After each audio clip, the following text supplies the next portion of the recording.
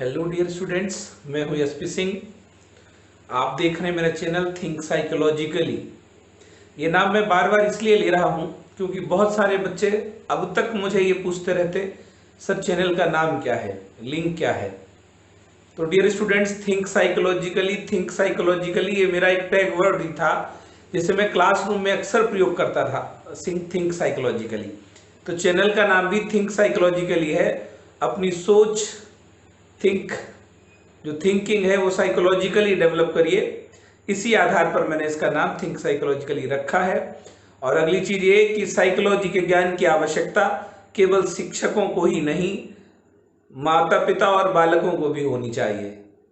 तो ऐसा नहीं कि केवल ये टेट सी टेट में ही काम करेगी, आपकी होल लाइफ में ये काम करने वाली चीज है। इसलिए think psychologically in your life, right. एक बात और आपसे करनी है मुझे कि थैंक्स टू ऑल स्टूडेंट्स की we have completed 51 lectures on my YouTube channel. 51 lectures हम यूट्यूब पर अपलोड कर चुके हैं। ये मेरा 52वां लेक्चर है और बहुप्रतीक्षित लेक्चर है ये सी टेट के विषय को लेकर, यानी सी टेट का प्रैक्टिस सेट 4। आज जो जानकारी मिली है मुझे उस अनुसार ये तय है कि अब 0% चांसेस हैं सी टेट की एग्जाम के पोस्टपोन होने के, क्योंकि अखबार में जो न्यूज थी उस आधार पर लग रहा है कि 5 जुलाई को सी टेट होना है। सारी तैयारियां सीबीएसई ने कर ली हैं, मास्क, सैनिटाइजर, इन सारी चीजों की व्यवस्थाओं के निर्देश दे दिए गए हैं और अब ऐसा प्रतीत होता है कि एग्जाम 5 जुलाई को होगी। तो आप सब बेहतर तैयारी करने के लिए तैयार रहिएगा। जो भी टॉपिक छूटे हुए हैं मैं जल्दी से जल्दी कवर करके आपको सी टेट एग्जाम से पहले तैयार करवा दूंगा, ठीक है। तो आपको जैसा पता है कि 3 प्रैक्टिस सेट सी टेट से रिलेटेड हम लोग डिस्कस कर चुके थे, सॉल्व कर चुके थे। आज चौथा प्रैक्टिस सेट है सी टेट का, जो बहुत ही महत्वपूर्ण है। क्वेश्चंस केवल आइडियोलॉजी तय करने के लिए बनाए गए हैं, बाकी क्वेश्चंस एग्जाम में आए हुए ही हैं। उनको समझना है कि उन क्वेश्चंस को सॉल्व कैसे करेंगे और उन क्वेश्चंस के रिलेटेड कितने सारे क्वेश्चन और बन सकते हैं, उन पर ध्यान हम देंगे, राइट।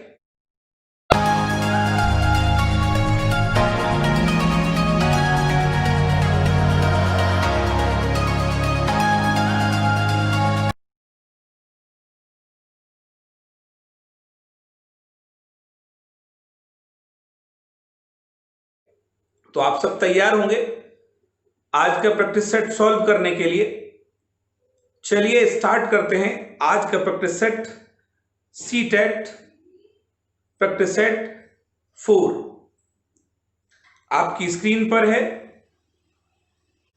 आप में से ज्यादा बच्चे ये कोशिश करें कि पूरा प्रैक्टिस सेट सॉल्व करने की कोशिश करें, राइट। चलिए देखते हैं आज के प्रैक्टिस सेट का पहला क्वेश्चन। कौशल सीखने की पहली अवस्था है। ऑप्शन ए समन्वय, ऑप्शन बी अनुकरण, ऑप्शन सी कल्पनाशीलता, ऑप्शन डी यथार्थता। एक बच्चा कौशल को सीखने की शुरुआत कैसे करता है, ये चीज यहां पूछी जा रही है। तो ऑप्शन कह रहा समन्वय, ऑप्शन बी कह रहा अनुकरण, ऑप्शन सी कह रहा कल्पनाशीलता, ऑप्शन डी कह रहा आपका यथार्थता। उम्मीद है आपको इसका आंसर आ रहा होगा। अगर नहीं आ रहा है डियर स्टूडेंट्स, तो एक बच्चे को इमेजिन करिए और ये देखिए एक बच्चा सबसे पहले किसी कौशल को कैसे सीखता है, किसी कौशल को कैसे सीखता है। और कौशल सीखने की पहली अवस्था बी इज राइट आंसर, अनुकरण होती है। किसी को कॉपी करके सीखता है वो, राइट। घर में, परिवार में जैसा जैसा लोग करते हैं वैसे वैसे एक शिशु, नवजात शिशु भी करने की कोशिश करने लगता है और धीरे धीरे एक बड़ा बालक बनकर जैसा समाज कर रहा होता है वैसा करने लगता है वो। और ये क्या होता है, ये आपका अनुकरण होता है, राइट। तो क्लियर हुआ होगा पहला क्वेश्चन। चलिए बढ़ते हैं सेकंड क्वेश्चन की ओर।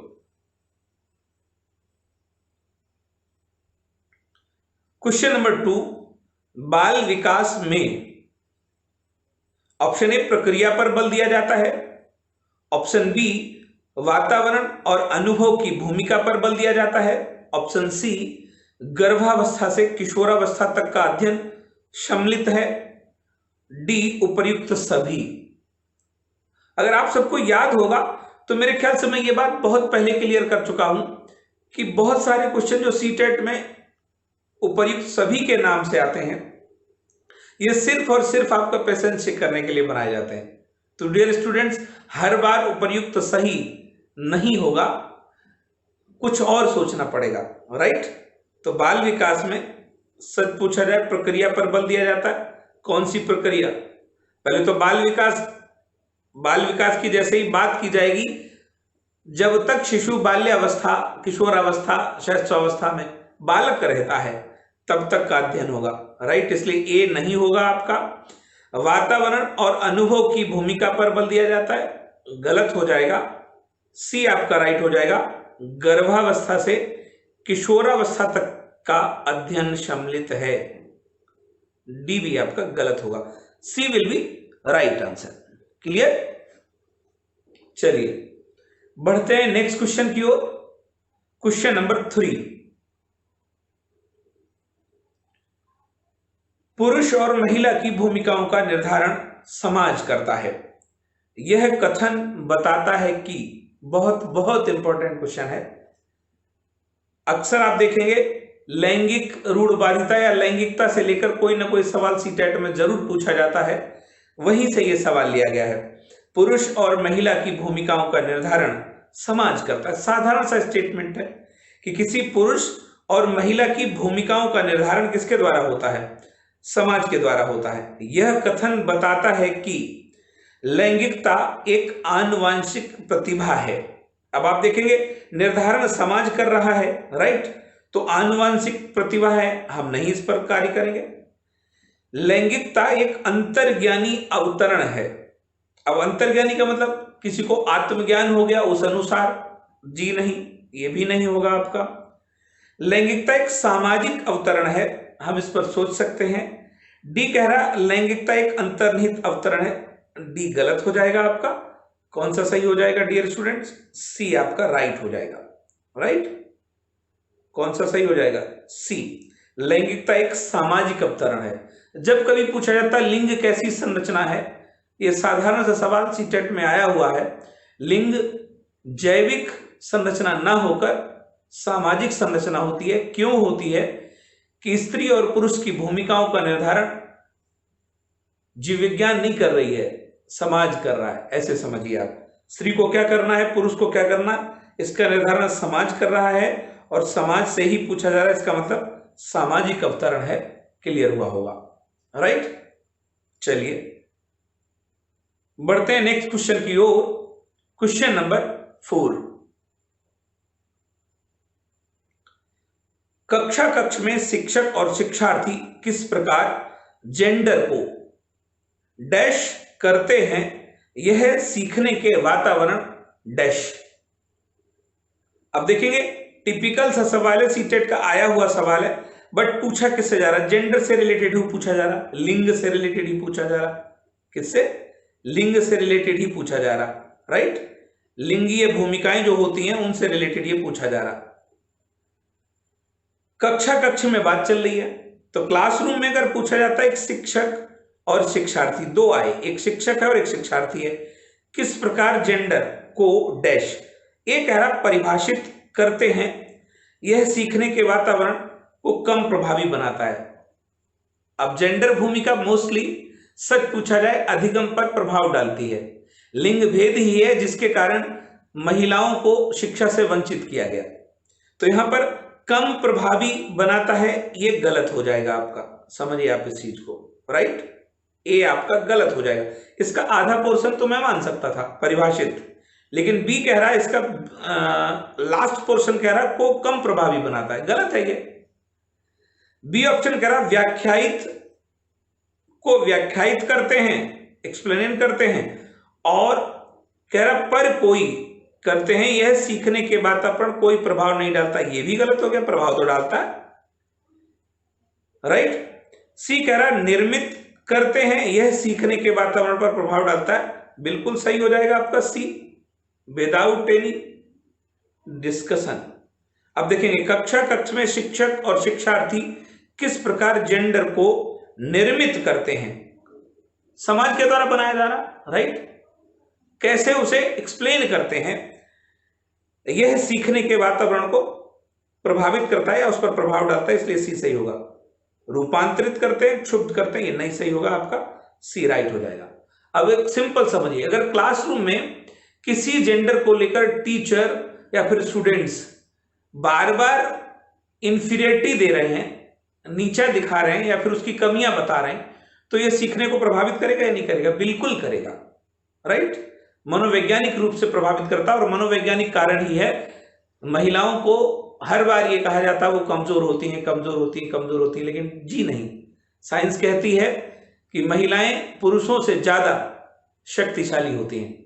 समझिए आप। अब शक्तिशाली का मतलब, इसका रेफरेंस सिंपल सी बात है, एक महिला at a time of delivery जितना पेन बियर करती है उतना पुरुष कभी नहीं बियर कर सकता है।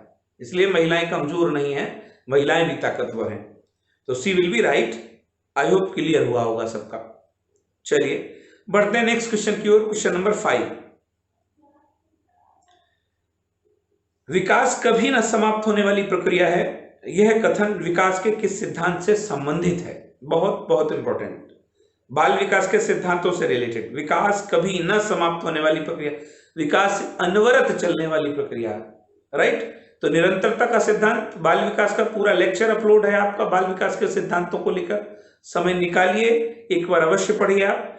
बट यहां कहा जा रहा है विकास कभी न समाप्त होने वाली प्रक्रिया है, यह कथन विकास के किस सिद्धांत से संबंधित है? एक कह रहा अंतःक्रिया सिद्धांत, जी नहीं। अंतःक्रिया में क्या होता, सारे विकास के पक्ष एक दूसरे से अंतः संबंधित होते हैं, उसकी चर्चा यहां नहीं की गई है।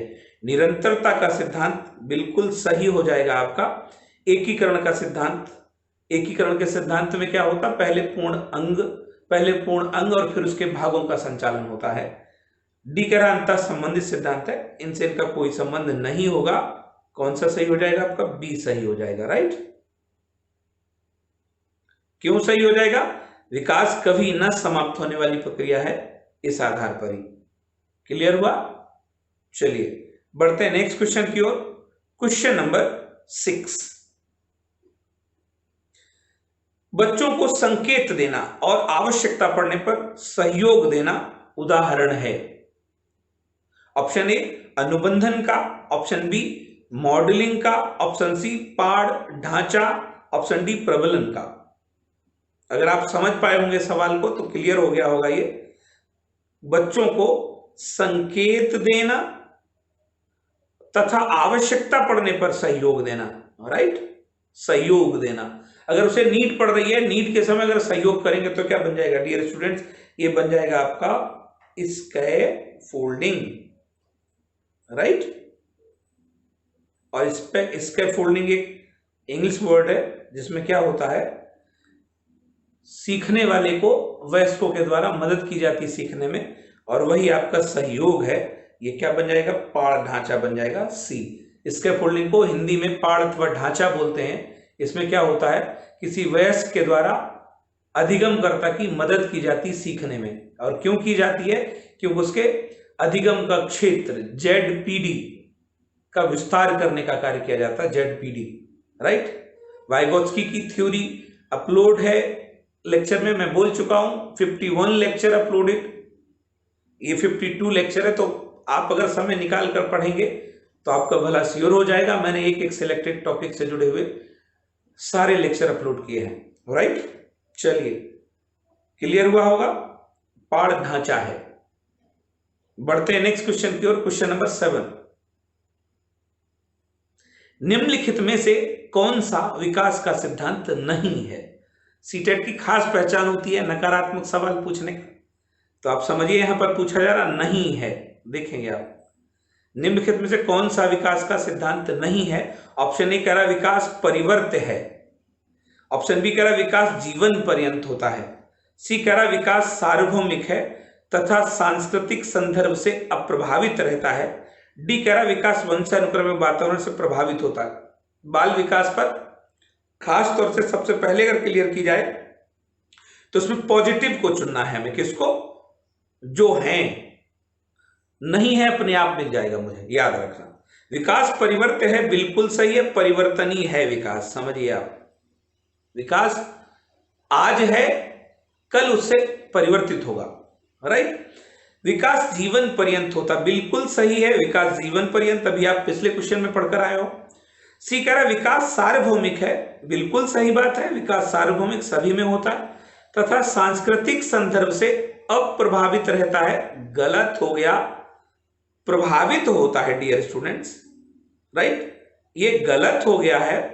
तो डियर स्टूडेंट्स हमारा आंसर कौन सा हो जाएगा? हमारा आंसर हो जाएगा सी, राइट, क्योंकि बाकी के विकास के सिद्धांत हैं और सी विकास का सिद्धांत नहीं है, इसलिए आपका आंसर सी हो जाएगा। क्लियर हो जाएगा। सी टेट की एग्जाम के सवालों को सॉल्व करने के लिए भाषा का इस्तेमाल बहुत टिपिकल होता है। अगर आप संतुलित मन से, पेशेंस से, धैर्यपूर्वक सवाल का अध्ययन करेंगे, सवाल को पढ़ेंगे और शब्दों को पहचानने की कोशिश करेंगे तो आंसर गलत होने के बिल्कुल भी चांस नहीं होंगे, राइट। चलिए बढ़ते हैं नेक्स्ट क्वेश्चन की ओर। क्वेश्चन नंबर 8, निम्नलिखित में से कौन सा विकास के व्यापक आयामों की सही पहचान करता है? आयाम कह सकते हो आप, पक्ष, राइट। विकास के सही आयामों की पहचान करता है। ऑप्शन ए शारीरिक, संज्ञानात्मक, सामाजिक तथा संवेगात्मक। विकास के आयाम का मतलब क्या हुआ, यहां समझेंगे। विकास के आयाम से चर्चा हो रही तो आयाम आपके पक्ष हैं, राइट। तो सही पहचान पूछी जा रही विकास के पक्षों की, शारीरिक, संज्ञानात्मक, सामाजिक और संवेगात्मक। ए ऑप्शन कह रहा, बी कह रहा संवेगात्मक, बौद्धिक, आध्यात्मिक एवं स्वनिर्धारित। सी कह रहा सामाजिक, शारीरिक, व्यक्तित्व एवं स्वधारित। डी कह रहा शारीरिक, व्यक्तित्व, आध्यात्मिक एवं संवेगात्मक। तो डियर स्टूडेंट्स, विकास के आयामों में आध्यात्मिक नाम का कोई पक्ष शामिल नहीं है। सबसे पहले तो हमें बी को कट करना है और डी को कट करना है। आध्यात्मिक, ये आप कीवर्ड बना के चलिए, आध्यात्मिक पक्ष नहीं है। अब दो बचे, एक तो ए बचा और सी बचा है। सी में कह रहा स्वधारित, देखो आप, विकास स्वधारित, गलत हो गया आपका। ए विल बी राइट आंसर। शारीरिक होता है, संज्ञानात्मक, हाँ बिल्कुल संज्ञानात्मक होता है, कॉग्निटिव होता है, सामाजिक होता है, संवेगात्मक होता है। ए आपका राइट आंसर हो गया, राइट। विकास के आयामों का सही पहचान ए कर रहा है। शारीरिक पक्ष से संबंधित है, संज्ञानात्मक, ज्ञानात्मक पक्ष से संबंधित है, सामाजिक से और संवेगात्मक से है। आई होप क्लियर हुआ होगा, राइट। चलिए बढ़ते हैं नेक्स्ट क्वेश्चन की ओर। क्वेश्चन नंबर 9, प्रगतिशील शिक्षा में बच्चों को किस प्रकार देखा जाता है? प्रोग्रेसिव एजुकेशन की बात चल रही है। प्रगतिशील शिक्षा के जनक कौन है? डीवी हैं आपके, राइट, ड्यूवी, इन्हीं को डीवी भी कहते हैं, जॉन ड्यूवी, प्रगतिशील शिक्षा के जनक। अब कह रहे हैं कि प्रगतिशील शिक्षा में बच्चों को किस प्रकार देखा जाता है। तो डियर स्टूडेंट, पहली चीज, प्रगतिशील शिक्षा में शिक्षा का जो आधार है वो जनतांत्रिक है, लोकतांत्रिक है, डेमोक्रेटिक है। अब बच्चों को कैसे देखा जाना? छोटे वयस्कों के रूप में, ए कह रहा। बी कह रहा निष्क्रिय अनुकारकों के रूप में। सी कह रहा खाली स्लेटों के रूप में। डी कह रहा सक्रिय अन्वेषकों के रूप में। तो ड्यूवी का संबंध किससे है? खोज से भी है, करके सीखना। खोज, खोज को ही क्या कहते हैं? अन्वेषण कहते हैं। तो आपका डी राइट हो जाएगा। बच्चे सक्रिय होते हैं और अन्वेषक के रूप में होते, खोजी के रूप में होते, खोजकर्ता के रूप में होते। और यही खोज का सिद्धांत ड्यूवी के शिष्य किलपैट्रिक के द्वारा एक मेथड के रूप में परिवर्तित किया गया, राइट। इसका पहली बार गणित शिक्षण में प्रयोग किया गया था किलपैट्रिक के द्वारा, राइट। क्लियर हुआ। बढ़ते हैं नेक्स्ट क्वेश्चन की ओर। क्वेश्चन नंबर 10, निम्नलिखित में से कौन सी अधिगम की मुख्य प्रक्रिया नहीं है जिसके द्वारा सार्थक अधिगम घटित होता है? फिर नेगेटिव पैटर्न पर ही सवाल है, आप देखेंगे। निम्नलिखित में से कौन सी अधिगम की मुख्य प्रक्रिया नहीं है जिसके द्वारा सार्थक अधिगम घटित होता है? ऑप्शन ए कह रहा अन्वेषण एवं पारस्परिक क्रिया, बी कह रहा कंठस्थीकरण एवं स्मरण, सी कह रहा पुनरावृत्ति एवं अभ्यास, डी कह रहा निर्देश एवं संचालन। तो डियर स्टूडेंट हैं तो चारों, लेकिन एक कह रहा है कि कौन सी अधिगम की मुख्य प्रक्रिया है जिसके द्वारा सार्थक नहीं हो रहा, सार्थक अधिगम घटित नहीं हो रहा, यानी अधिगम सार्थक रूप से नहीं हो पा रहा। तो अधिगम कंठस्थीकरण से कभी सार्थक रूप से नहीं होगा, रट्टाफिकेशन पर कभी नहीं सार्थक होगा, निरर्थक ही होगा। आप रट तो सकते हैं, याद है ना 3 इडियट, व्हाट इज मशीन, तो रट तो सकते हो, लेकिन सच पूछा रहा है अधिगम को सही तरीके से कंडक्ट नहीं कर सकते हो। तो पता चलेगा आप भाषण याद कर लेंगे चतुर की तरह, और फिर कहां इसका प्रयोग किया जाना है ये बिल्कुल समझ में नहीं आएगा आपको। तो right, B will be right. I hope clear होगा। चलिए बढ़ते हैं नेक्स्ट क्वेश्चन की ओर। Question number 11। कोहल वर्ग के अनुसार एक बालक के नैतिक विकास के कौन से स्तर में वह नैतिक मूल्यों का आंतरिकीकरण, अभ्यंतरीकरण प्रदर्शित नहीं करता है और बालक के नैतिक तर्क बाह्य पुरस्कार और दंड से नियंत्रित होते हैं? एक चीज समझना, इतनी बड़ी गाथा में एक पॉइंट सिर्फ क्लियर है कि बालक के नैतिक तर्क बाह्य पुरस्कार और दंड से नियंत्रित रहते हैं। तो डियर स्टूडेंट्स, कोहल वर्ग के नैतिक विकास की कुल 3 अवस्थाएं और 6 स्तर बताए गए। उसमें से एक पूछी जा रही है दंड उन्मुखता पूछी जा रही है, अवॉइड पनिशमेंट, यानी दंड और पुरस्कार से नियंत्रित होते हैं। दंड से बचने के लिए वो क्या करता है, तर्कों को मान लेता है, दूसरे की बातों को मान लेता है, ये पूछा जा रहा। ऑप्शन ए कह रहा पूर्व परंपरागत, बी कह रहा परंपरागत, सी कह रहा पश्चिम परंपरागत, डी कह रहा सार्वभौमिक नैतिकता। तो dear students, A will be right answer, आपका ए सही हो जाएगा। 3 अवस्थाएं हैं, पूर्व परंपरागत, परंपरागत और पश्चिम परंपरागत। पूर्व परंपरागत के 2 स्तर हैं, एक अवॉइड पनिशमेंट है और दूसरा सेल्फ सेंटर्ड है। तो यहां पर अवॉइड पनिशमेंट, जहां कहीं पुरस्कार और दंड की बात आती है, अवॉइड पनिशमेंट से लगाया जाएगा। 3 तो नहीं, 4 से 10 वर्ष कहिए आप, 4 से 10 वर्ष है पूर्व, pre conventional stage. Right, clear हो गया होगा। चलिए तो बढ़ते हैं नेक्स्ट क्वेश्चन की ओर। Question number 12। निम्नलिखित में से कौन सा कथन चिंतन के विषय में गलत है? थिंकिंग को लेकर सवाल पूछा जा रहा और पूछा जा रहा गलत है। चिंतन में प्रतिमाएं और भाषा प्रयुक्त होती है। बी कह रहा चिंतन एक प्रकार की सूची प्रक्रमण है, प्रक्रिया है। सी कह रहा चिंतन संज्ञानात्मक प्रक्रिया का समुच्चय सेट होता है। यह समुच्चय शब्द डियर स्टूडेंट्स बुद्धि में भी बहुत पूछा जाता है, याद रखना, बुद्धि योग्यताओं का समुच्चय है, बहुत बार पूछा गया। समुच्चय माने झुंड, सेट। डी कह रहा चिंतन और भाषा असंबंधित है, आप देख सकते हो असंबंधित है। गलत है तो यही गलत है आपका और यही आपका आंसर हो जाएगा। चिंतन और भाषा असंबंधित नहीं, संबंधित होते हैं।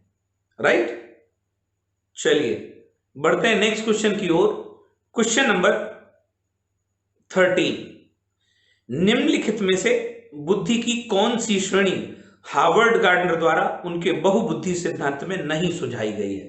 हार्वर्ड गार्डनर का सिद्धांत अपलोड है। ये नाम इसलिए मैं लेता रहता हूं क्योंकि जितने भी नए स्टूडेंट्स आते हैं वो कम से कम समय निकालकर लेक्चर जरूर देख लें, उनका फायदा जरूर होगा। ए कह रहा गणितीय कौशल, बी कह रहा संगीत कौशल, सी कह रहा अंतर्वैयक्तिक कौशल, डी कह रहा व्यवहारिक कौशल। तो डियर स्टूडेंट्स, हार्वर्ड गार्डनर ने अपने बुद्धि के सिद्धांत में टोटल 9 प्रकार की बुद्धियां बताई हैं। 7 बेसिक हैं, 1983 में दी गई हैं। बुद्धि का 8वां प्रकार 1998 में जोड़ा गया और 9वां प्रकार 2000 में जोड़ा गया। तो अगर टोटल पूछी जाती तो 9 हैं, बट प्रारंभिक 7 हैं। तो इसमें देखेंगे गणितीय कौशल है, संगीत कौशल है, अंतर्वैयक्तिक है, व्यवहारिक नहीं है, और यही दिया जा रहा नहीं सुझाई गई, डी है। व्यवहारिक कौशल, कोई बुद्धि नहीं सुझाएगी, कोई कौशल नहीं सुझाया गया, राइट। भाषा, अंक, संवेद, शरीर संवेदीय, संगीत, स्थानिक, अंतर्वैयक्तिक, अंतःवैयक्तिक, प्रकृतिवादी और अस्तित्ववादी, ये 9 हैं। आप लेक्चर में जाकर इन्हें देख सकते हैं। चलिए, क्लियर हुआ। बढ़ते हैं नेक्स्ट क्वेश्चन की ओर। क्वेश्चन नंबर 14, निम्नलिखित में से अधिगम की कौन सी परिस्थिति बाल केंद्रित शिक्षा पर आधारित नहीं है। ज्यादातर बच्चे निगेशन वाले सवालों को पॉजिटिव समझ जाते हैं, इसलिए उनके सवाल गलत होते हैं। पूछा जा रहा नहीं है। ए ऑप्शन कह रहा समस्या आधारित, बी कह रहा अन्वेषण खोज, सी कह रहा निर्देशित अन्वेषण खोज, डी कह रहा प्रदर्शन।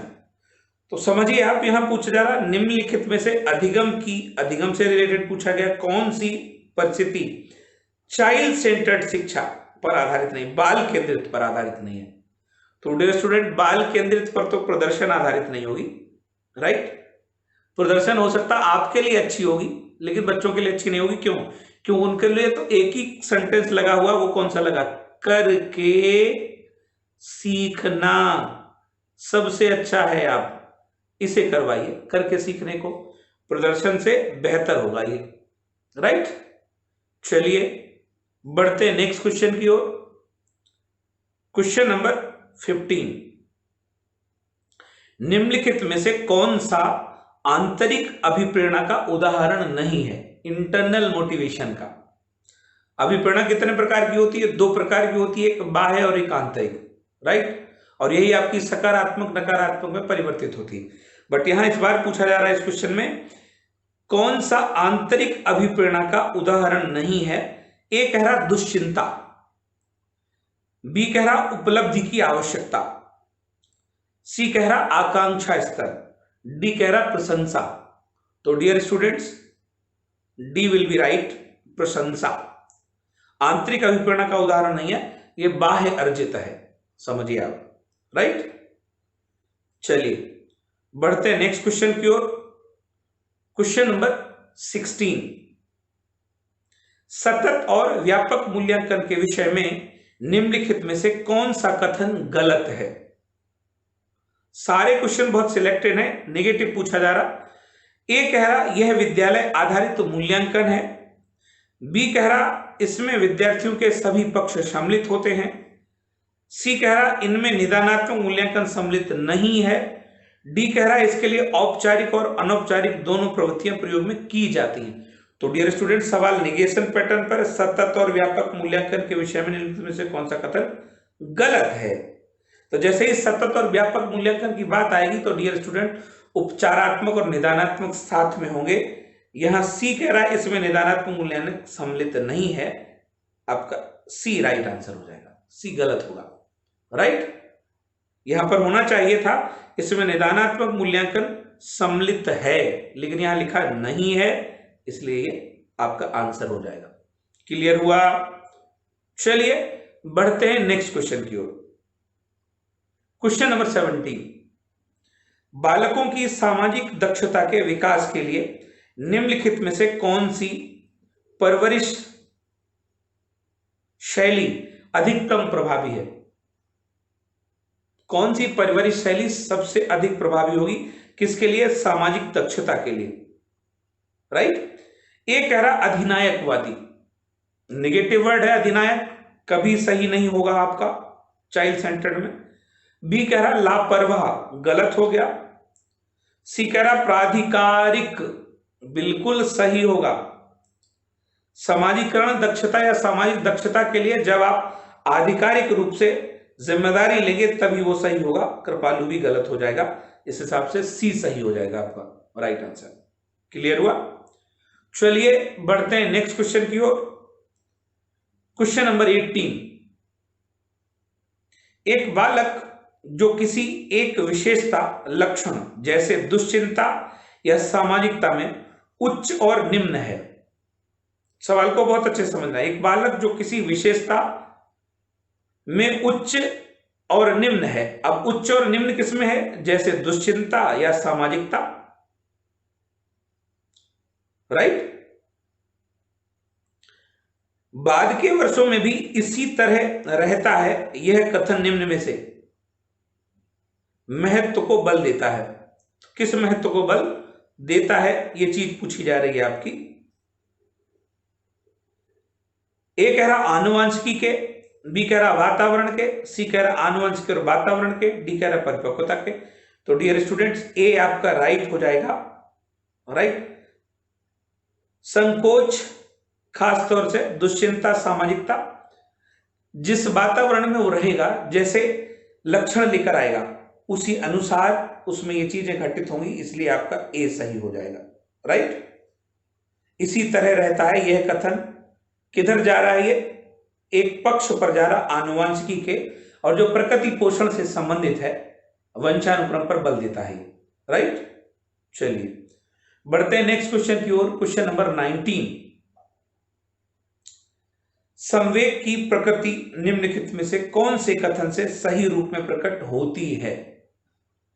नेचर ऑफ इमोशन पूछा जा रहा, और पूछा जा रहा सही रूप में किस कथन से प्रकट होती है। ए कह रहा कुछ एक संवेगों का ही व्यवहारात्मक पक्ष होता है, गलत है ये।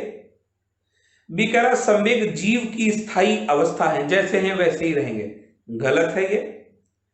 सी कह रहा संवेगात्मक प्रक्रियाकरण को अधिगम द्वारा परिवर्तित नहीं कर सकते, जी नहीं, अधिगम द्वारा परिवर्तित किया जा सकता है, इसलिए सी भी गलत है, डी आपका राइट हो जाएगा। प्रत्येक संवेग के साथ एक भावना निहित रहती है, जी बिल्कुल। मूल प्रवृत्तियां और संवेग एक दूसरे से सन्निकट रूप से जुड़े हुए हैं, इसलिए। क्लियर हुआ? चलिए बढ़ते हैं नेक्स्ट क्वेश्चन की ओर। क्वेश्चन नंबर 20, निम्नलिखित में से कौन सा शिक्षक की भूमिका का सबसे अच्छा वर्णन करता है? रोल ऑफ टीचर पूछा जा रहा है, शिक्षक की भूमिका के बारे में पूछा जा रहा, और पूछा जा रहा सबसे अच्छा। शब्द देख लीजिए आप, हो सकता अच्छे कई सारे हों, लेकिन सबसे अच्छा कोई एक ही होगा। ए कह रहा आराम के लिए जगह बनाना, जहां बच्चे संवाद और पूछताछ के माध्यम से सीखते हैं। बी कह रहा कक्षा में शिक्षक की सबसे महत्वपूर्ण भूमिका अनुशासन को बनाए रखना है। सी कह रहा एक शिक्षक को निर्धारित पाठ्य पुस्तक का पालन करना चाहिए। डी कह रहा पाठ्यक्रम को समय पर पूरा करने के साथ साथ दोहराने के लिए पर्याप्त समय देना महत्वपूर्ण है। आप आंसर करिए। रोल ऑफ टीचर पूछा जा रहा है और सबसे अच्छा वर्णन करता है। Dear students, A will be right. क्यों? क्योंकि आराम के लिए, यानी चाइल्ड सेंटर्ड एजुकेशन में बच्चों की सुख सुविधाओं का ख्याल रखना है, और जहां बच्चे संवाद और पूछताछ के माध्यम से सीखते हैं, यह सबसे अच्छा होगा। बच्चों को स्वतंत्रता देना। क्लियर हुआ? चलिए बढ़ते हैं नेक्स्ट क्वेश्चन की ओर। क्वेश्चन नंबर 21, निम्नलिखित में से कौन सी कक्षा समृद्ध शिक्षा को प्रोत्साहित करती है? समृद्ध, प्रॉस्परस एजुकेशन की बात हो रही। ऑप्शन ए पाठ्य पुस्तक सामग्री द्वारा संचालित, संरचित और योजनाबद्ध अधिगम वाली कक्षा, जिसका आधार पाठ्य पुस्तक हो। आप खुद सोचें, पूछी जा रही प्रॉस्परस एजुकेशन और केवल पाठ्य पुस्तक की बात चल रही है। बी कह रहा वह कक्षा जिसमें प्रदर्शित विभिन्न प्रकार की सामग्री बच्चों की पहुंच से परे, दूर हो, गलत होगा। इसको तो फर्स्ट साइट में ही क्रॉस करिए आप, गलत होगा ये। सी कह रहा वह कक्षा जिसमें खुली गतिविधि कोने हो और विभिन्न प्रकार के बाल साहित्य खुली अलमारी में रखे हों, जो दिन के किसी भी समय प्राप्त किए जा सकें। डी कह रहा अलमारी में अच्छी तरह संगठित सामग्री वाली कक्षा, जहां सामग्री को सप्ताह में एक बार मुक्त खेल के लिए बाहर लाया जाए। गलत होगा, ए भी आपका गलत होगा। राइट आंसर आपका सी होगा। वह कक्षा जिसमें खुली गतिविधि, ओपन एक्टिविटीज की बात चल रही है। चाइल्ड सेंटर्ड में ओपन एक्टिविटीज बहुत इंपॉर्टेंट हैं, राइट। विभिन्न प्रकार के बाल साहित्य खुली अलमारी में रखे हों, जो दिन के किसी भी समय, राइट, पढ़े जा सके, प्राप्त किए जा सके। क्लियर हो जाएगा? बढ़ते हैं नेक्स्ट क्वेश्चन की ओर। क्वेश्चन नंबर 22, निम्नलिखित में से कौन सा कथन पियाजे के सिद्धांत के अनुसार कहा नहीं जा सकता है। अब देखो कैसे भाषा का प्रयोग किया गया, नहीं कहा जा सकता को कहा नहीं जा सकता, ये भाषा का स्टैंडर्ड है सीटेट के क्वेश्चंस का, कि आप थोड़ी सी भी चूक करेंगे, जल्दबाजी में पढ़ेंगे, सवाल स्किप हो जाएगा, क्वेश्चन स्किप हो जाएगा। ऑप्शन ए कह रहा सिंपल सी बात है, पियाजे के सिद्धांत के अनुसार नहीं है, वो कथन फाइंड करना। ए कह रहा बच्चे अपने पर्यावरण पर क्रिया करते हैं। बी कह रहा विकास गुणात्मक चरणों में होता है, गुणात्मक मल्टीपल। सी कह रहा बच्चे अपनी दुनिया के बारे में ज्ञान का निर्माण और उपयोग करते हैं। डी कह रहा निरंतर अभ्यास से अधिगम होता है। तो डियर स्टूडेंट, पियाजे का सिद्धांत संज्ञानात्मक विकास का सिद्धांत है, जिसमें विकास के गुणात्मक चरणों की चर्चा नहीं की गई है, इसलिए हमारा राइट आंसर बी हो जाएगा। राइट, बाकी की बातें की गई हैं, बच्चे अपने पर्यावरण पर क्रिया करते, किया गया है ये कथन है। बच्चे अपनी दुनिया के बारे में ज्ञान का निर्माण करते, इसकी बात की है पियाजे ने। निरंतर अभ्यास से अधिगम होता है, इसकी बात भी की है। राइट, तो इस तरह से 22 क्लियर है, 22 क्लियर है। चलिए पढ़ते हैं नेक्स्ट क्वेश्चन की ओर। क्वेश्चन नंबर 23, निम्नलिखित में से कौन सा विकल्प प्रगतिशील शिक्षा का सबसे अच्छा वर्णन करता है? प्रगतिशील बता चुका हूं आपको, प्रगतिशील करके सीखने पर बल देती है जॉन ड्यूवी। अब कह रहा सबसे अच्छा वर्णन करता है। ए कह रहा परियोजना विधि, क्षमता समूह बनाना, रैंकिंग। बी कह रहा करके सीखना, परियोजना विधि, सहयोग से सीखना। सी कह रहा थीमेटिक इकाइयां, नियमित इकाई परीक्षण, रैंकिंग। डी कह रहा व्यक्तिगत अधिगम, क्षमता समूह बनाना, छात्रों की लेवलिंग। सारे सही हो सकते हैं, लेकिन सबसे अच्छे की बात करोगे तो डियर स्टूडेंट्स बी राइट हो जाएगा आपका। Right, B will be right. करके सीखने पर बल दिया जाता प्रगतिशील शिक्षा में। परियोजना विधि है यहां पर, परियोजना विधि का प्रवर्तक किसे माना जाता है? जॉन ड्यूवी को। सहयोग से सीखने पर भी बल दिया जाता है, क्योंकि प्रगति तभी हो सकती है जब समाज का प्रत्येक व्यक्ति एक दूसरे की मदद करेगा। राइट, चलिए बढ़ते हैं नेक्स्ट क्वेश्चन की ओर। क्वेश्चन नंबर 24,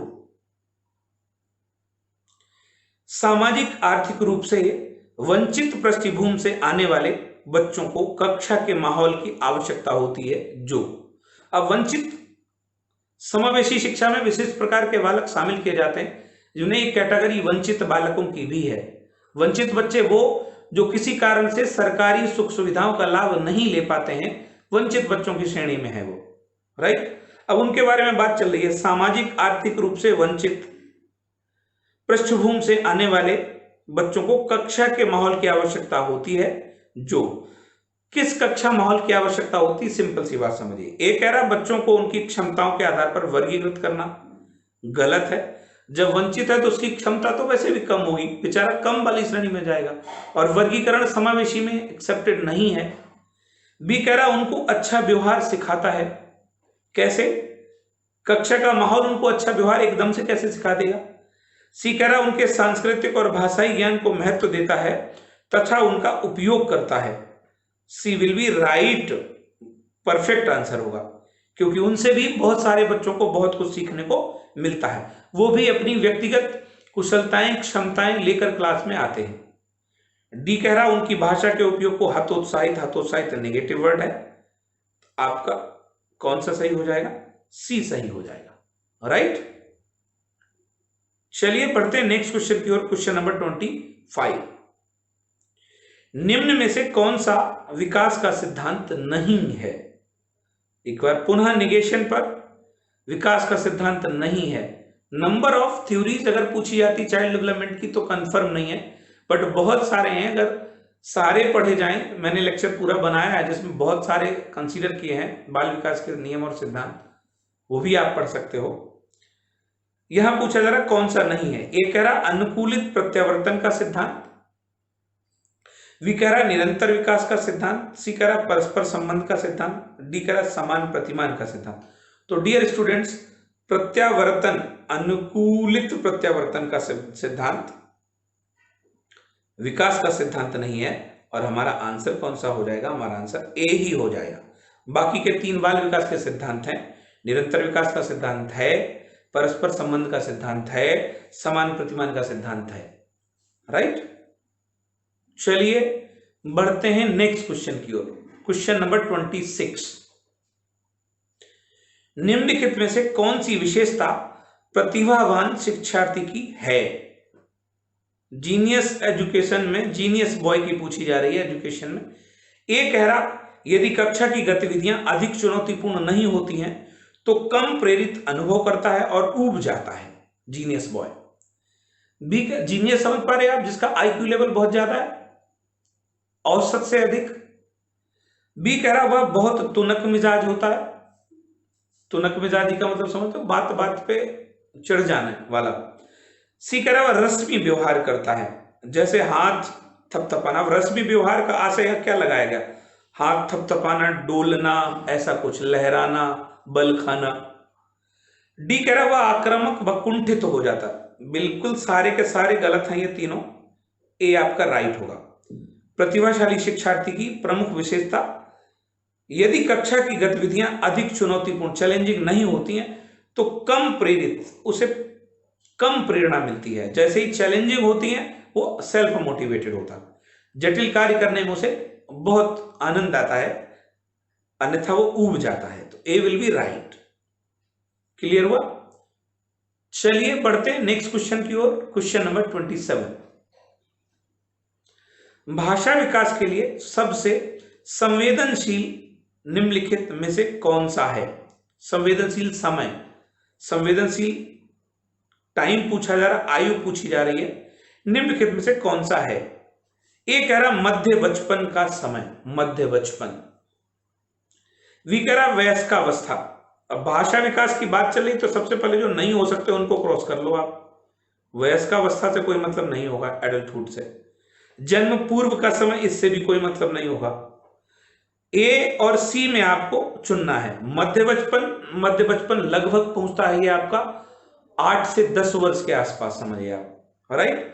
प्रारंभिक बचपन का समय अगर पूछा जाता है तो फिर आपका 3 से 5, 6 तक पहुंचता है, तो सी विल बी राइट। भाषा विकास के लिए संवेदनशील समय कौन सा है? प्रारंभिक बचपन का समय। इसमें भाषा अगर गलत तरीके से बच्चे ने सीख ली तो परमानेंट पिच पर रहेगी और उसकी प्रॉब्लम्स हमेशा रहेंगी। इसलिए पेरेंट्स से यह उम्मीद की जाती है कि प्रारंभिक बचपन के समय बच्चों को सही भाषा का ज्ञान कराएं, राइट।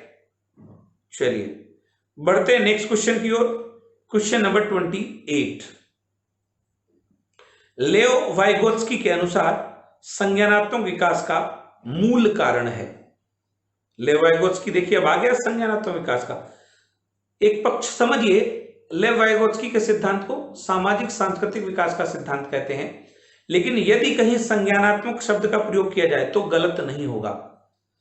वाइगोत्स्की का सिद्धांत भी संज्ञानात्मक विकास से ही संबंधित है, लेकिन उन्होंने संस्कृति और समाज जैसे कारकों को महत्वपूर्ण बल दिया, इसलिए उसका नाम सामाजिक सांस्कृतिक विकास का सिद्धांत कहा जाने लगा। ए कह रहा सामाजिक अन्योन क्रिया, बी कह रहा मानसिक प्रारूपों का समायोजन, सी कह रहा उद्दीपन अनुक्रिया युग्मन, डी कह रहा संतुलन। तो डियर स्टूडेंट्स, संज्ञानात्मक शब्द में आप देखेंगे स्कीमा शब्द का प्रयोग पियाजे ने किया है। उद्दीपन अनुकूलन युग्मन पियाजे का है, संतुलन पियाजे का है। यहां वाइगोत्स्की का पूछा जाता है, ए विल बी राइट।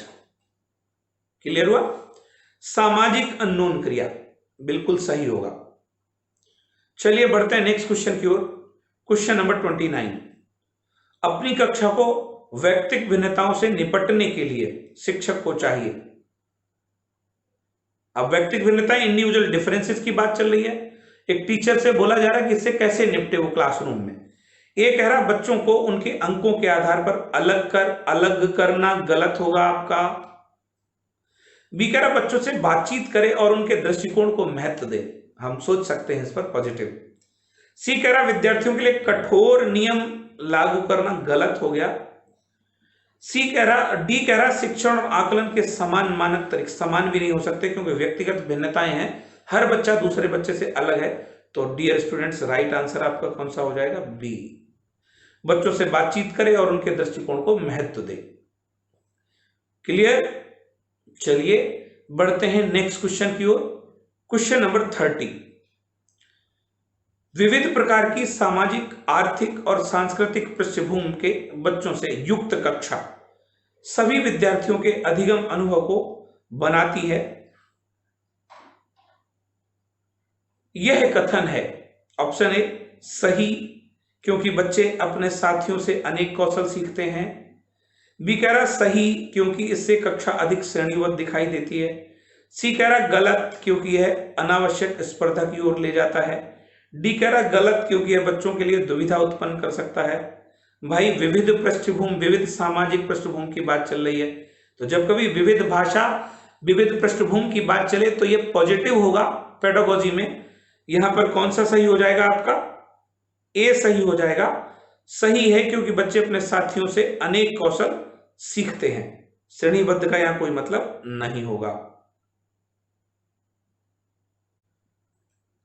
चलिए बढ़ते हैं नेक्स्ट क्वेश्चन की ओर। Question number 31। प्राथमिक विद्यालय के कक्षा कक्ष के संदर्भ में सक्रियबद्धता का अर्थ है। सक्रियबद्धता, सक्रियता की बात चल रही है और पूछा जा रहा प्राथमिक विद्यालय में कक्षा कक्ष के संदर्भ में। एक कक्षा कक्ष में प्राथमिक विद्यालय में सक्रियता, सक्रियबद्धता का क्या अर्थ होगा? ये कह रहा है याद करना, प्रत्यास्मरण और सुनना। परंपरागत कक्षाओं में यही चलता है। टीचर बच्चों से कहता है कि याद करो, प्रत्यास्मरण उनको फिर से रिकॉल करो और सुनाओ। लेकिन यहां पर सच में चाइल्ड सेंटर्ड में कितना इंपॉर्टेंट होगा ये? नहीं होगा, गलत होगा ये। बी कह रहा शिक्षक का अनुकरण और नकल, गलत होगा ये। सी कह रहा जांच पड़ताल, प्रश्न पूछना और वाद विवाद करना, हम इस पर सोच सकते हैं। डी कह रहा शिक्षक द्वारा दिए गए उत्तरों की नकल, नकल गलत होगा, इसलिए सी सही हो जाएगा। राइट, चलिए बढ़ते हैं नेक्स्ट क्वेश्चन की ओर। Question number 32। शिक्षार्थियों से यह अपेक्षा करना कि वे ज्ञान को उसी रूप में पुनः प्रस्तुत कर देंगे जिस रूप में उन्होंने उसे ग्रहण किया। ऑप्शन ए अच्छा है, क्योंकि यह शिक्षक के लिए आकलन में सरल है। बी कह रहा है यह प्रभावी आकलन युक्ति है। सी कह रहा समस्यात्मक है, क्योंकि व्यक्ति अनुभव की व्याख्या करते हैं और ज्ञान को ज्यों का त्यों पुनः उत्पादित नहीं करते हैं। टी कह रहा अच्छा है, क्योंकि जो भी हमारे मन में है हम उसे रिकॉर्ड करने लगते हैं। चलिए समझते हैं इस क्वेश्चन को। शिक्षार्थियों से यह अपेक्षा करना, उम्मीद करना कि वे ज्ञान को उसी रूप में प्रस्तुत कर देंगे जिस रूप में उन्होंने ग्रहण किया। तो भैया सीडी है क्या? सीडी प्लेयर या कैट्स, मेऊ कैट्स हैं? जी नहीं, ये प्रॉब्लमेटिक है, समस्यात्मक है, क्योंकि व्यक्तिगत अनुभवों की व्याख्या की जा सकती है, ज्ञान को जैसा तैसा पुनरुत्पादित नहीं किया जा सकता। आप मुझसे सीख रहे हैं, समझ तो पूरा रहे हैं, लेकिन क्या मेरी तरह ही आप इसे रिप्रोडक्ट कर देंगे? जी नहीं कर देंगे। ये आप में और हम में व्यक्तिगत भिन्नता का असर होगा कि आप मेरे द्वारा सिखाया गया ज्ञान सीख तो सकते हैं, राइट, लेकिन मेरी ही तरह पुनरुत्पादित कर देंगे, ये असंभव है। राइट, तो सी आपका बिल्कुल सही होगा। चलिए बढ़ते हैं नेक्स्ट क्वेश्चन की ओर। Question number 33। विकास की गति एक व्यक्ति से दूसरे व्यक्ति में भिन्न होती है, किंतु यह एक डैश नमूने का अनुगमन करती है, पालन, राइट, फॉलो करना। तो ये क्लियर है, विकास की गति एक व्यक्ति से दूसरे व्यक्ति से भिन्न होती है, अलग अलग होती है, किंतु फिर भी एक नमूने, एक पैटर्न को फॉलो करती है। ए कह रहा एडी से चोटी, बी कह रहा अव्यवस्थित, सी कह रहा अप्रत्याशित, डी कह रहा क्रमबद्ध और व्यवस्थित। तो डियर स्टूडेंट डी सही हो जाएगा आपका। यह एक क्रमबद्ध और व्यवस्थित नमूने का आगमन करते। बाल विकास कुछ निश्चित नियमों के द्वारा ही घटित होता है, अनिश्चित नहीं है, राइट। प्री डिसाइडेड कुछ विकास के सिद्धांत और नियम है जिनके आधार पर ही विकास चलता है। चलिए बढ़ते हैं नेक्स्ट क्वेश्चन की ओर। Question number 34।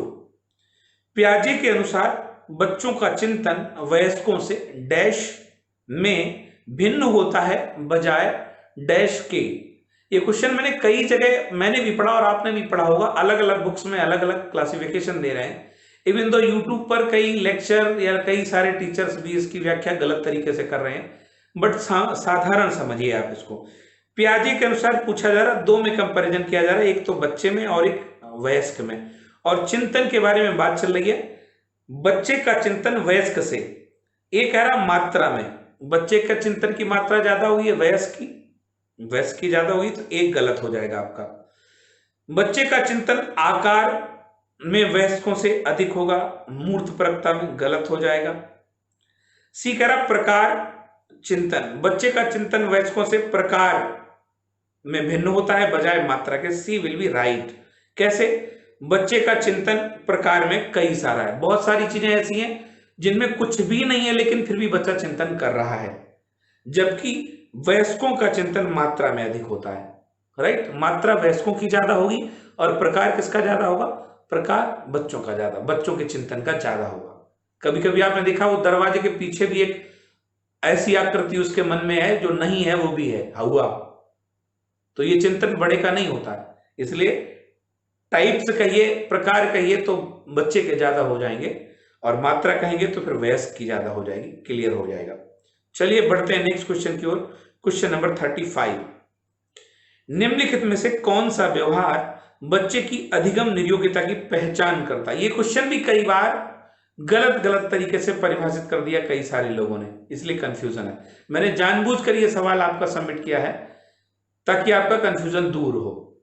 डियर स्टूडेंट्स, सवाल को समझिए।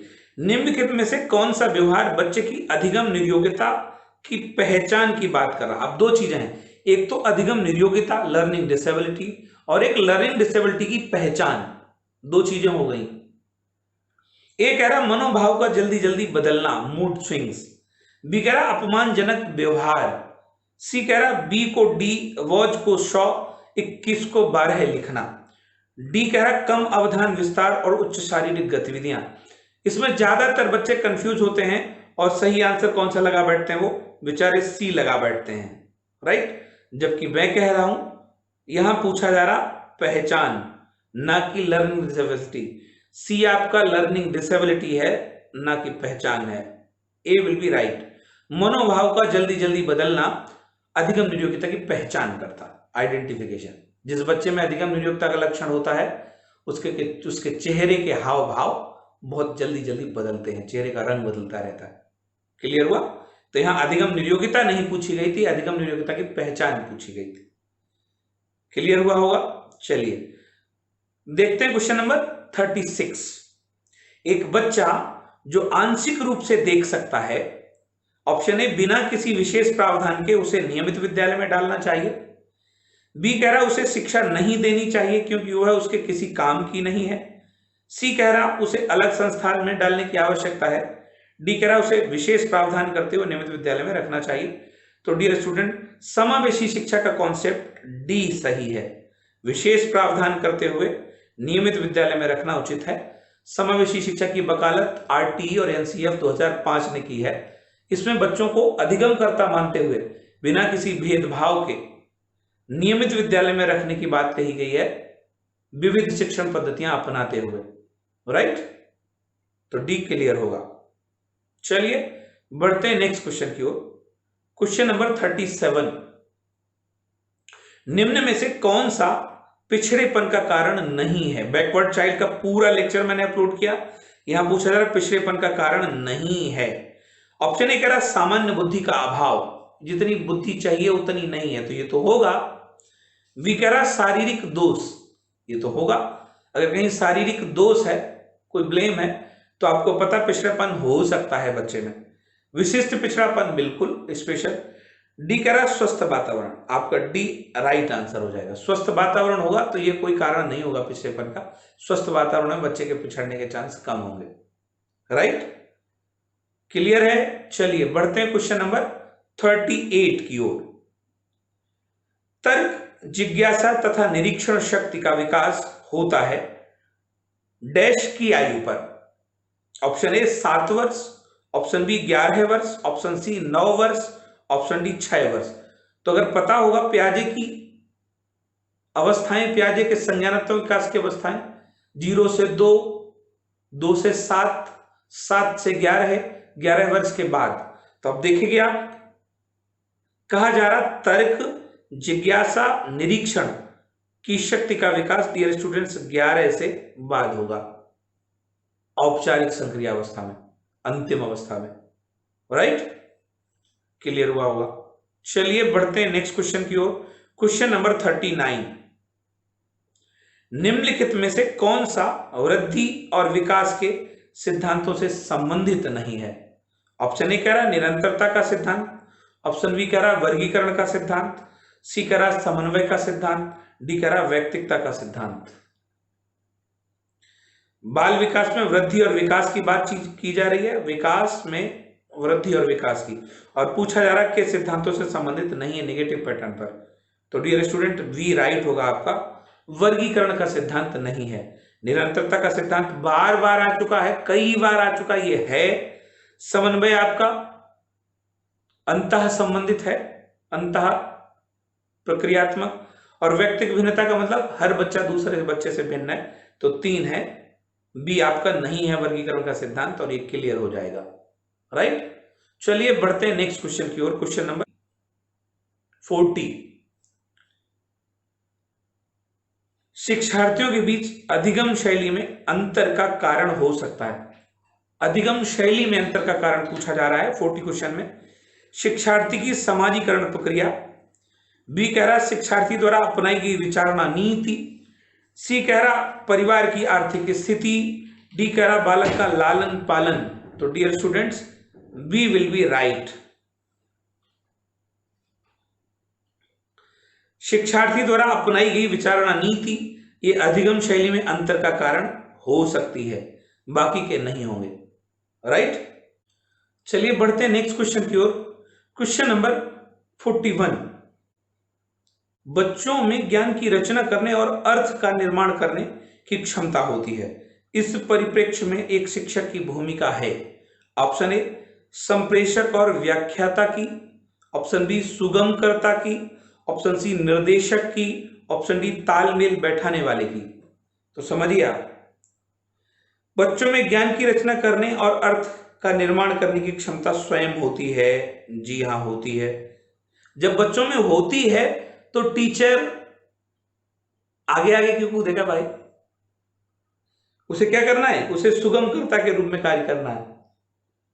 जब बच्चों में है तो उनकी मदद करनी चाहिए और उन्हें सिखाने के लिए अधिक से अधिक मौके दे। तो सुगमकर्ता वो रास्ते बनाने वाला होना चाहिए।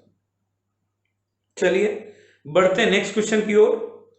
क्वेश्चन नंबर 42, इनमें से कौन सी विशेषता प्रतिभाशाली बच्चों की नहीं है? ऑप्शन ए उच्च आत्म क्षमता, बी निम्न औसतीय मानसिक प्रक्रियाएं, सी अंतर्दृष्टि पूर्वक समस्याओं का समाधान करना, डी उच्चतर शैली की मानसिक प्रक्रियाएं। तो उच्चतर शैली की मानसिक प्रक्रियाएं ये तो है, बिल्कुल सही है ये। राइट, ये है। पूछा जा रहा था नहीं। अंतर्दृष्टि पूर्वक समस्याओं का समाधान ये है। उच्च आत्म क्षमता है, बी नहीं है। तो राइट आंसर आपका कौन सा हो जाएगा? बी। निम्न औसतीय मानसिक प्रक्रियाएं प्रतिभाशाली की विशेषता नहीं होती है। प्रतिभाशाली ऑलवेज औसत से ऊपर होता है। ठीक है, क्लियर हुआ। चलिए बढ़ते हैं नेक्स्ट क्वेश्चन की ओर। क्वेश्चन नंबर 43, शिक्षार्थियों, अब शिक्षार्थी यहां अधिगम करता है, लर्नर है, कि व्यक्तिगत भिन्नताओं के संदर्भ में शिक्षिका को चाहिए। ऑप्शन ए निगमनात्मक पद्धति के आधार पर समस्याओं का समाधान करना, बी कलन विधि एल्गोरिथम का अधिकतर प्रयोग करना। आप देखेंगे कलन विधि का प्रयोग हो चुका, मैंने स्पेशल आपकी समस्याओं से रिलेटेड चैप्टर में समझाया था। कलन विधि गणित से रिलेटेड होती है। सी कह रहा है याद करने के लिए शिक्षार्थियों को तथ्य उपलब्ध कराना, डी कह रहा विविध प्रकार की अधिगम परिस्थितियों को उपलब्ध कराना। तो डियर स्टूडेंट्स, चाइल्ड सेंटर्ड में जब लर्नर को व्यक्तिगत भिन्नताओं का ख्याल रखना पड़ेगा तो उसे विविध प्रकार की अधिगम शैलियों को उपलब्ध कराना ही उचित होगा। D will be right. Clear. चलिए बढ़ते हैं नेक्स्ट क्वेश्चन की ओर। क्वेश्चन नंबर 44, निम्न में से कौन सा बाल विकास का एक सिद्धांत नहीं है? कितने सारे क्वेश्चन पूछ लिए गए बाल विकास के सिद्धांतों से रिलेटेड। ए कह रहा विकास के सभी क्षेत्र महत्वपूर्ण हैं, बी कह रहा सभी विकास परिपक्व तथा अनुभव की अंतःक्रिया का परिणाम होते हैं, सी कह रहा सभी विकास तथा अधिगम एक समान गति से आगे बढ़ते हैं, डी कह रहा सभी विकास एक क्रम का पालन करते हैं, तो डियर स्टूडेंट्स नहीं पूछा गया, तो आप देखेंगे नहीं, सभी विकास तथा अधिगम एक समान गति से नहीं है, आगे पीछे हैं। आपका राइट आंसर कौन सा हो जाएगा? सी, राइट। एक समान गति नहीं है, एक समान गति नहीं, विकास के सिद्धांतों में बताया गया एक समान गति नहीं है, इसलिए वर्तुलाकार स्पाइरल श्रेणी में भी ये बनता है। चलिए बढ़ते हैं नेक्स्ट क्वेश्चन पर, क्वेश्चन नंबर 45। निम्नलिखित में से कौन सा आकलन करने का सर्वाधिक उपयुक्त तरीका है? ऑप्शन ए, आकलन शिक्षण अधिगम में अंतर्निहित प्रक्रिया है। ऑप्शन बी, आकलन एक शैक्षणिक सत्र में 2 बार करना चाहिए, शुरू में और अंत में। सी कह रहा आकलन शिक्षक के द्वारा नहीं बल्कि किसी बाह्य एजेंसी के द्वारा कराना चाहिए। डी कह रहा आकलन सत्र की समाप्ति पर करना चाहिए। पहली चीज तो ये समझिए, आकलन असेसमेंट की बात चल रही है, राइट। असेसमेंट एक ऐसी प्रोसेस है जो अधिगम के साथ साथ चलती रहती। जब एक टीचर अधिगम करवा रहा होता है, शिक्षण करवा रहा होता, तब वो आकलन करता रहता है। ये आपका कंफर्म हो जाएगा, राइट, बाकी का सोचने की जरूरत नहीं पड़ेगी। आकलन शिक्षण अधिगम में ही अंतर्निहित होता है और ये 3 तरीके से बनता है। सबसे छोटा सर्कल आपका आकलन का होता है, असेसमेंट, इससे बड़ा आपका मापन का होता है और सबसे बड़ा कौन सा होता है? आपका मूल्यांकन का होता है। तो मूल्यांकन के ही 2 भाग हैं, मापन और आकलन, राइट। क्लियर हुआ? चलिए बढ़ते हैं नेक्स्ट क्वेश्चन की ओर, क्वेश्चन नंबर 46।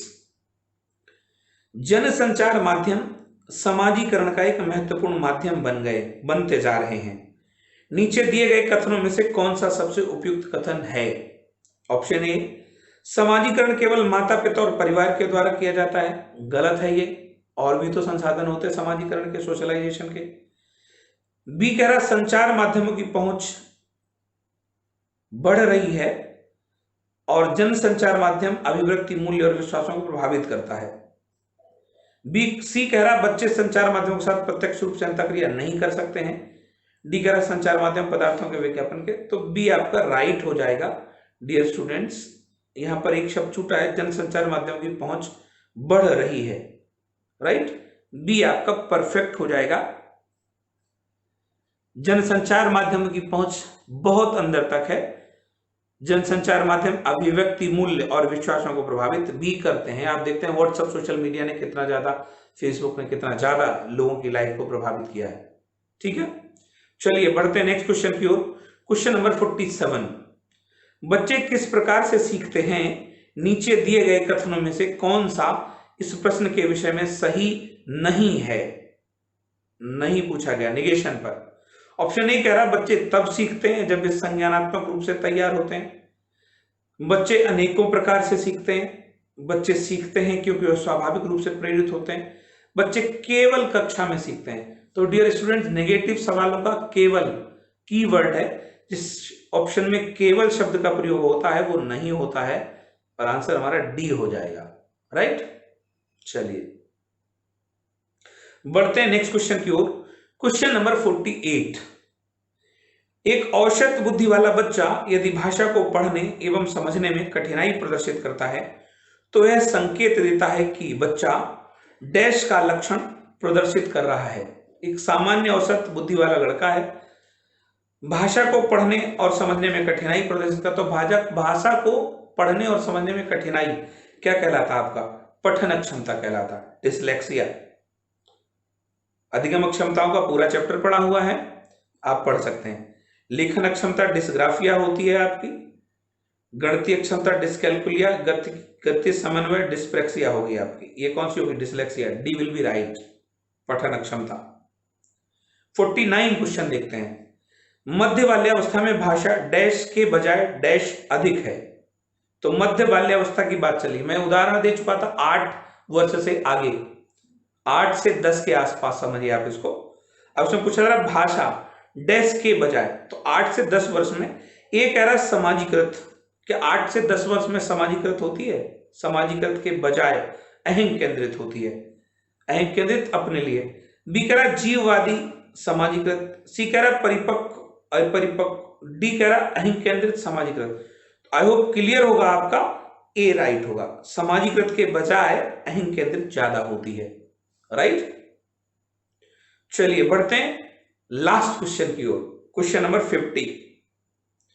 जब एक शिक्षक यह समझता है कि स्वाभाविक रूप से लड़के गणित में लड़कियों से अच्छे हैं, यह दर्शाता है कि अध्यापक है जेंडर पक्षपाती, लिंग भेद वाला, बी करा शिक्षाप्रद, सी करा सही दृष्टिकोण वाला, डी करा नीतिपरक। तो क्लासरूम में शिक्षक को इम्पार्शियलिटी अपना नीचे पार्शियलिटी नहीं करनी चाहिए, लड़के लड़कियों में भेद नहीं करना चाहिए, अगर करता है तो जेंडर पक्षपाती माना जाएगा। इस तरीके से 50 क्वेश्चन का आंसर आपका ए होगा। तो डियर स्टूडेंट्स, ये था आपका प्रैक्टिस सेट 4 सीटेट के लिए। आई होप ये आपकी आने वाली एग्जाम में बहुत हेल्पफुल होगा, आपको बहुत सारे नए आइडिया मिलेंगे यहां से। अगर किसी बच्चे को किसी क्वेश्चन पर कोई कंफ्यूजन है तो आप मुझे व्हाट्सएप पर मैसेज कर सकते हो, टेलीग्राम चैनल पर आप मैसेज कर सकते हो थिंक साइकोलॉजिकली, या फिर 9936474790 पर मुझे मैसेज छोड़ सकते हो। मैं आपके डाउट्स को क्लियर करने के लिए अगले वीडियो में सबसे पहले प्रायोरिटी दूंगा, ठीक है। चलिए, तो कैसा लगा आपको आज का ये प्रैक्टिस सेट, कमेंट करके बताइएगा। एक और रिक्वेस्ट है कि चैनल को लाइक, सब्सक्राइब और शेयर करते रहिए, प्लीज प्लीज प्लीज, राइट। मिलते हैं नेक्स्ट लेक्चर में नेक्स्ट डे, तब तक के लिए अपना ख्याल रखिएगा, बाय बाय।